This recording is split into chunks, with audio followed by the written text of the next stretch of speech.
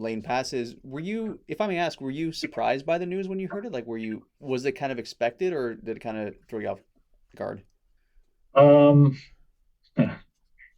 well, I was on my way to Seattle Hmm. um, with my then wife, and I was going to Seattle to record Layne actually Really? when we got the phone call because I was working on a record with a band called Taproot, and we had written a song that Layne wanted to sing on, and the band wanted him to sing on. And so I was on my way up there when Susan called and gave me the bad news. And I said, "Well, what do we do now?" And she said, "Well, just keep on coming up here because we're going to have a little candlelight vigil tonight." We just kept on coming up there Wow. and got up there, and things were very sad, you know. And it was just a really really bad experience. Not I shouldn't say bad experience. It was a very sad experience. Yeah. So in terms of that last song you were going to work with on him with, like, was it one song or was it a whole record you were going to work on with him with Taproot? Oh no, that was just one song that they were. I was working on I think it was the Welcome record with Taproot, Hmm. and Steven had written a song for and about Layne, Wow. um, and then he wondered if he could sing on it, and so I called him up, and he said, "Well, sure, man, send me a demo. If I like it, then let's do this." And he called Interesting. me up. Well, I called him, about a week later and said, "Hey, did you get that?" And he goes, "Yeah, yeah, I got it. I really like it. Let's set up a date and I'll send me some lyrics and we'll go in the studio." And that was the date. Like I No said, I was on way. my way up Really? there. Yeah. And so, when they found him, and so I was on my way up there already. And, we were going to go into the studio that weekend Wow. and complete that song for Taproot, but that never happened.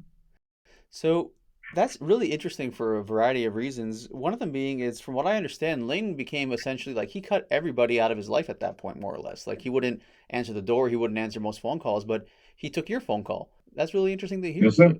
so you guys maintain a good Yes, sir. relationship all the way through. Yes. He and I had a fairly close relationship. Layne didn't like to be judged at all. Hmm. So he just wanted to be the person that he wanted to be. And he really, from what he told me, he didn't like the fame Hmm. that came along with, being a multi-platinum selling Grammy nominated artist. Hmm. And so I think that kind of put him in a funk the whole time. Hmm. You know what I mean? And so it was, he was just a very private, genuine human. Hmm. And he and I got along wonderfully, and I'm probably one of the last people that ever spoke to him. I Wow. can't be sure of that, obviously, but Yeah. we had that phone call about 2 weeks before they found him. Just getting plane tickets and booking studios and stuff like that, and that was that. Wow.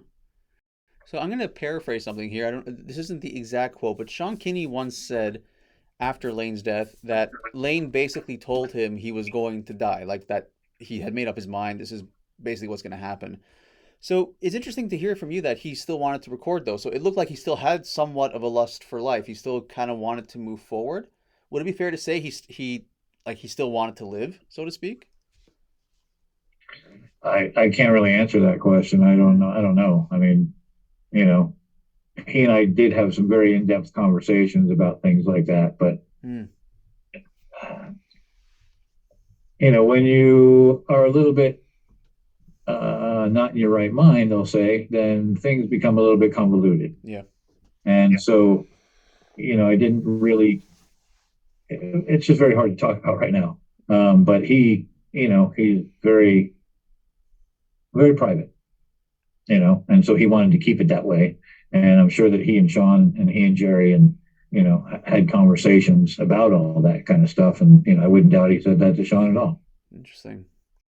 If I may ask, did Layne ever talk to you about Demery? Because I know that her passing obviously had a very big, Yeah, yeah. Hmm. sure Interesting. did. Yeah. Uh, He loved that woman like crazy. yeah. I would assume, and from what I've read, this is what's been said, that her death basically kind of like really took a huge toll on him until the end, essentially. Like he never got over it, basically. Correct. I would say that's absolutely accurate. Hmm. Interesting. Wow. Is there any one positive memory of Layne that you remember that just kind of makes you smile when you think about it? Every single one. Just he was an amazing human. And I loved him. And we had some really great times together. We had some hard times together. And but in the end, it was all about the creativity and the music for me. Um, he was like a brother to me, and there wouldn't be anything in the world that I wouldn't have done for him. So I guess that's the anecdote right there. Yeah. That he was just one of the most genuine people you could have ever met in your life.